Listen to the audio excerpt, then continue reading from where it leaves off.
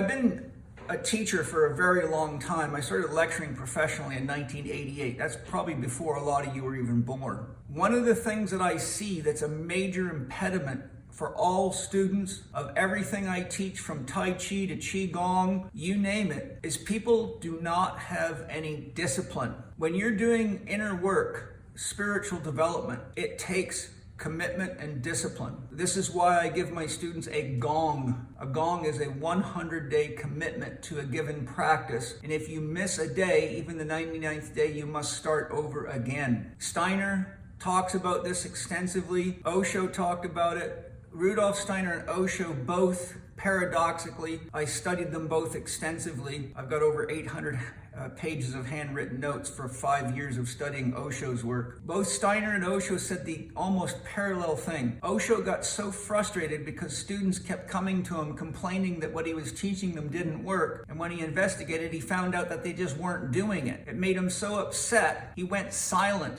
for 1 year and said, no one can stay with me that cannot learn from me in silence. So if you cannot be still enough to learn from me in silence, then leave. Rudolf Steiner said the most challenging thing, he was in an interview and someone asked him, what is the most challenging thing for you in your career? He said, the most challenging thing for me is students coming to me complaining that what I'm teaching them doesn't work. And when I talk to them, it's obvious that they're either not doing it correctly or not doing it all, yet they're complaining. That's exactly the biggest challenge I face. If you want to develop your connection to your soul, like I said, you need to do it constantly. Because when you get into trouble in life and you need the help of your soul, your ego will be so wired, you will not be able to get to a still place inside of yourself. You won't have the discipline or the courage to listen to your soul. And the next thing that'll happen is you'll start getting angry at your soul for misleading you when it was not your soul at all, and you didn't know the difference between the voice of your ego and the voice of your soul for lack of commitment. If you make a commitment to do a 3-card draw,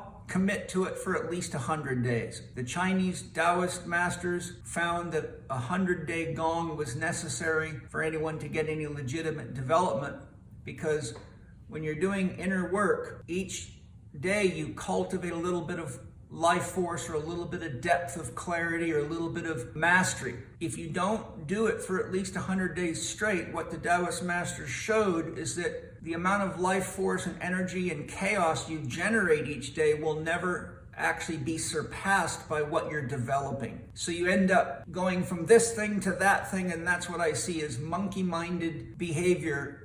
People do something for a day or two, then they try another something else, and then they do a week of this and a week of that. And then what's worse is then they're on the internet telling everybody they're an expert, but a guy like me can see through that as fast as you can breathe a breath. My encouragement for all of you is, if you're here to really learn to connect to your soul, for which the tarot is a medium that teaches you to be sensitive to when you're being misguided, when you're out of balance inside, when you need to clear yourself, what methods you can use to clear yourself. You'll also find that for most of you that to get to the depth of connection, to really use tarot effectively or communicate with your soul, you're going to have to take some time each day and devote it to either heart breathing and minimizing monkey-mindedness, or sitting in silence, or doing some kind of a legit meditation practice where you learn to just get outside of the mind, witness it, or detach from it,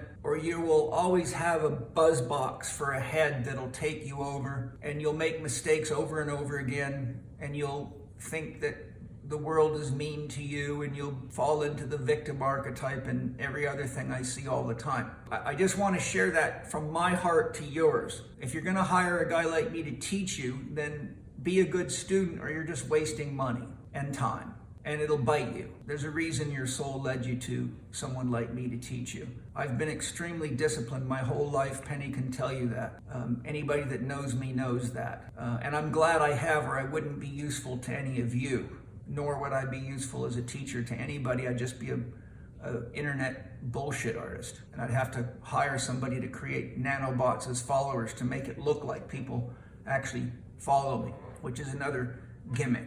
Are you confused about your life's purpose, or wondering why you're really here? Don't feel alone. It's pretty common today. Guess what? You can join my Spirit Gym community, have access to my Master Key lessons, and get my support and guidance and the support of our awesome community to find your life's purpose and do all the inner work necessary to really resolve unresolved challenges, heal, grow, and identify exactly why you're here and what gems you came to give the world. If you want to join us, you're welcome to join my Spirit Gym community.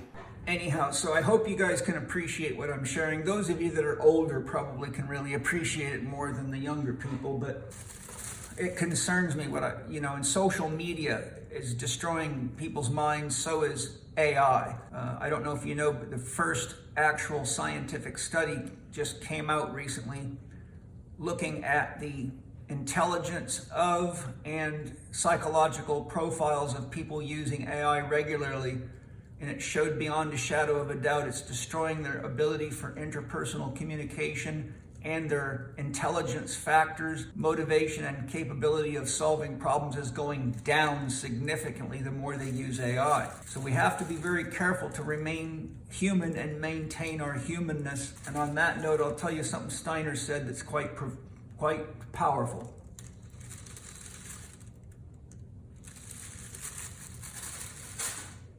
Steiner said, "Human beings will continue to invent technologies outside of themselves until they either destroy the world or realize that everything they've invented is an inferior copy of the technology within themselves." The question is, which will come first? You should all meditate very deeply on that as you look at what's going on in the world. There is nothing in this world that can do what a well-developed, spiritually grounded human being can do. I'm a remote viewer. I can go anywhere in the created universe and multiple dimensions beyond with nothing but my intention and a stable mind, and there's no technology made, nor will there probably ever be made while you're on the earth, that can do that. You can talk to your soul, which is God within you, and get the answers to any question if you're brave enough to hear them and you have the context for receiving the answer. In other words, if you're asking questions about quantum physics, but you don't know anything about quantum physics, the answer won't mean anything to you, which is why it's important to have a diverse base of study so you learn the basics of a lot of different fields so that you have more of a receptive field for contextualizing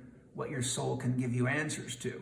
The reason I'm sharing that with you is because now it's very, very important to not get lazy and constantly be using technology to do your thinking for you. For example, it's gotten so bad in universities that university professors have found that they can easily tell who's using AI to pass their tests because AI has characteristic habits. It often makes mistakes. I don't know if you've heard of what an AI hallucination is, but AI, if it doesn't know the answer to questions, it just makes shit up. Professors are finding this is becoming a real problem. So now a lot of them are forcing students to identify exactly what aspects of the exams or essays or whatever they've used AI for, so they can actually tell what part of it was done by a human being and what part of it was done by a machine. I'm saying this because you don't want to lose your humanity, but you also want to grow and develop it, because the most advanced technology in the world that will ever be in the world lives inside of you.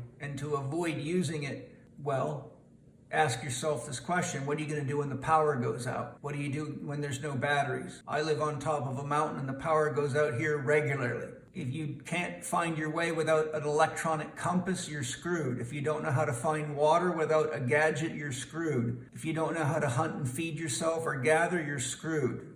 Obviously the world's very unstable, and now is not a good time to not have an internal guidance system or a functional inner compass. And that's why I put a lot of emphasis in my training of students all over the world on developing the God-given technology within you. Steiner said, "You will no sooner see in the afterlife without spiritual training than you see in this life if you were born without eyes." Meaning, if you don't develop your inner vision and your inner hearing and your inner sensing and your inner knowing, when you die, you will just be unconscious and wake up in another body. You won't know how you got there. To be conscious in the afterlife takes exactly the skills you develop in your spiritual practices.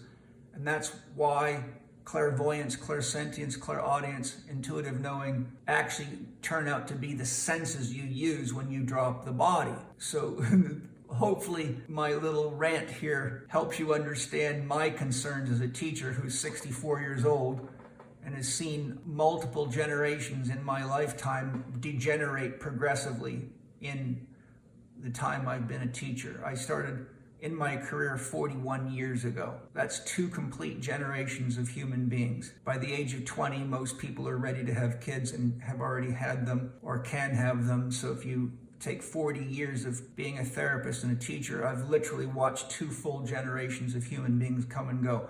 I've got students that I taught in chiropractic college in the 90s that now have kids graduating from college and having babies. So it concerns me deeply. It also concerns me because I am constantly getting emails from all over the world of people in all sorts of serious crisis, from life crisis to health crisis to you name it. And it's obvious to me that they haven't got a clue about how to take care of themselves. They have no inner guidance. They're like a leaf blowing in the wind, believing everything they see on television or in magazines or whatever. The whole biohacking industry is an abortion. It's an absolute abortion of commitment to one's body. That's why I say don't use the words biohacking, call it bioharmonizing, and do the work to keep yourself healthy, or you're going to be somebody's play toy.